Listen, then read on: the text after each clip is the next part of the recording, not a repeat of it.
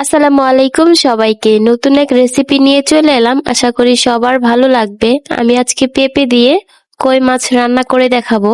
এখানে রাইস কুকারে পেঁপে ভাপানোর জন্য পানি দিয়ে ও লবণ দিয়ে বসিয়ে দিলাম।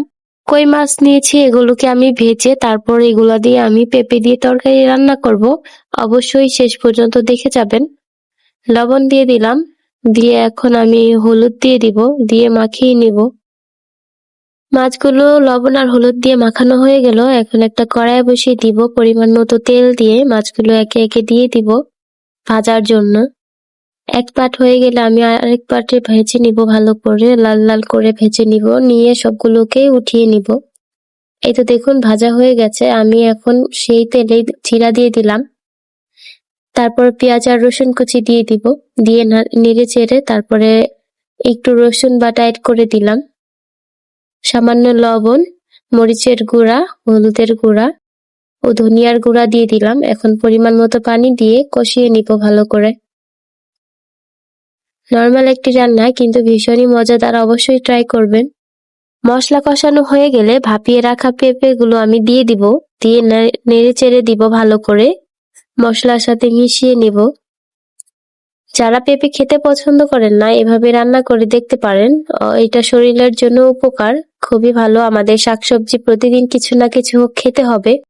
আমাদের খাবারের তালিকায় প্রতিদিন কিছু না কিছু সবজি রাখা উচিত। ঢাকনা খুলে একটু নেড়ে চেড়ে দিব ভালো করে। সামান্য পানি ছেড়ে দিয়েছে, এই পানিটুকু আমরা শুকিয়ে নিব আবারও ঢেকে।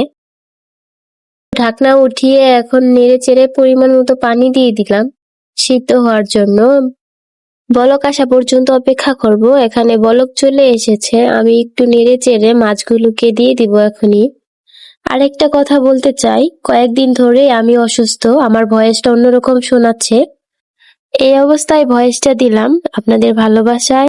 আমি সুস্থ হয়ে যাব ইনশাল্লাহ খুব তাড়াতাড়ি।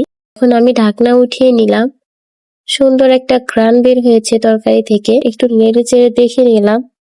এখন আমি তরকারিতে এই পাতাটা দিয়ে দিব, দারুণ ঘ্রাণ হয়। কেউ চিনে থাকলে অবশ্যই কমেন্ট বক্সে কমেন্ট করে যাবেন। এখন আমি ছিঁড়ে ছিঁড়ে দিয়ে দিলাম এগুলো।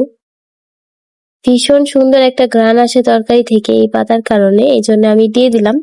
আমার ভিডিওটি ভালো লাগলে সবাই লাইক এবং কমেন্ট করবেন, বন্ধুদের মাঝে শেয়ার করে দিবেন। আপনাদের একটি শেয়ার আমার আরো কাজ করার আগ্রহ বাড়ে।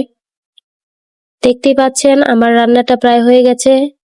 অনেক সুন্দর একটা লুক, মাশাআল্লাহ। দেখতে যেমন সুন্দর, খেতেও ভীষণই মজা। অবশ্যই এভাবে ট্রাই করবেন, আশা করি ভালো লাগবে। কে কোথা থেকে দেখছেন অবশ্যই কমেন্ট বক্সে বলে যাবেন। আপনাদের একটি কমেন্ট আমার আরো উৎসাহিত করে কাজের জন্য।